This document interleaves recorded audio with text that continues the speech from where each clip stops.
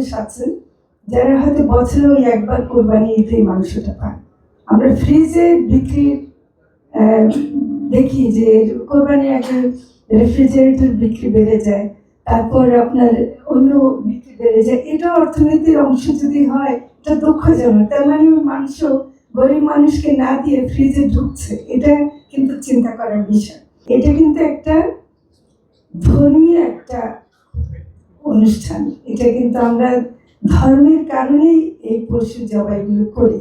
কিন্তু দেখেন আলোচনার মধ্যে চলে আসছে মাংসের কেমন অবস্থা, কত টাকা আয় হবে, মানে আমাদের দেখানো হলো যে ৬৯,০০০ কোটি টাকা এবার আমরা পাবো, এবং কৃষি জার্নালিস্ট ফোরাম ১,০০,০০০ কোটি টাকার বেশি মনে করছে, এবং সেটা সঠিক, কারণ এর সাথে যুক্ত অনেক কিছু আছে যেটার কারণে কিন্তু এটা একটা বিশাল অর্থনৈতিক কর্মকাণ্ড।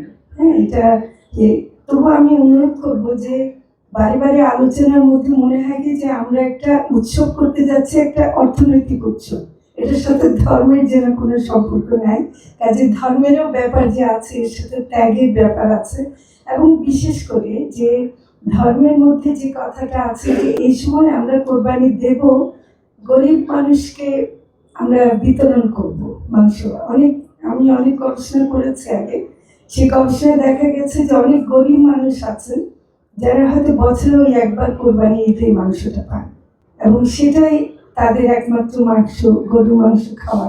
মানে একটা হলো কি, আমাদের মুসলমানদের মধ্যে যতই অন্য মাংস খায়, গরু মাংস না খেলে যেন সে মুসলমান হয় না আর কি, যে এরকম একটা ভাব থাকে। তো কাজে গরুর মাংস খেলে বললেই হয় না, গরুর মাংস খায় কিনা এটা অনেক সময় তারা দেখে।